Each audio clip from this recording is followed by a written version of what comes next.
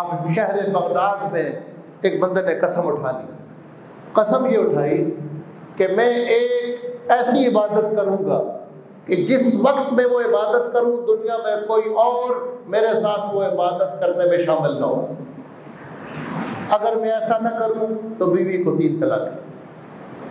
جوش میں بات کہہ گیا، لیکن اب علماء کے پاس جاتا ہے کہ میں کیسی عبادت کروں کہ میں جس وقت وہ عبادت کروں دنیا میں کوئی اور برا کر رہا ہو. علماء نے کہا ایسی عبادت کہاں سے آئے گی؟ اگر تو صلاۃ و تسبیح پڑھتا ہے دنیا میں ہزاروں لوگ پڑھ رہے ہوں گے، تہجد پڑھتا ہے تو دنیا میں لاکھوں پڑھ رہے ہوں گے، اگر کوئی تسبیح پڑھتا ہے تو دنیا میں لاکھوں. ایسی تو کوئی عبادت نہیں ہے کہ تو اکیلے ہی کرے. تو حضور محبوب سبحانی سیدنا غوث پاک رضی اللہ تعالیٰ عنہ کے پاس گیا اور کہنے لگا کہ آپ میری رہنمائی فرمائیں. اس لیے کہ علماء کہتے ہیں کہ آپ نے ایسی شرط لگا دی ہے جو پوری نہیں ہو سکتی، اس لیے اب طلاق ہونی ہے.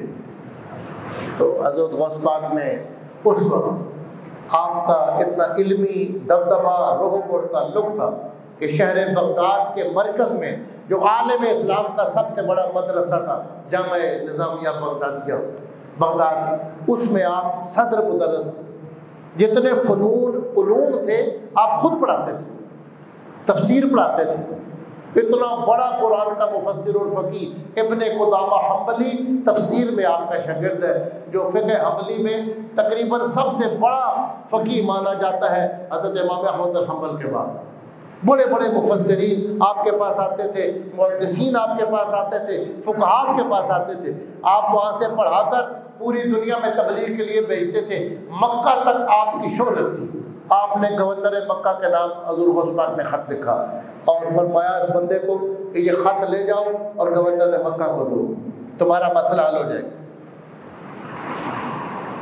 بندے نے کہا یہ تھا کہ میں ایسی عبادت کروں گا کہ جس وقت میں وہ عبادت کروں دوسرا کوئی اس میں شامل نہ ہو.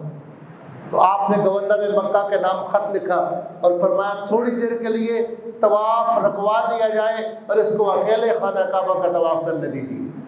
یہ وہ عبادت ہے اس روئے زمین پر، اس خانہ کعبہ کا طواف یہ اکیلے ہی کر رہا ہوگا، کوئی اس کے ساتھ شامل انسان نہیں ہوگا.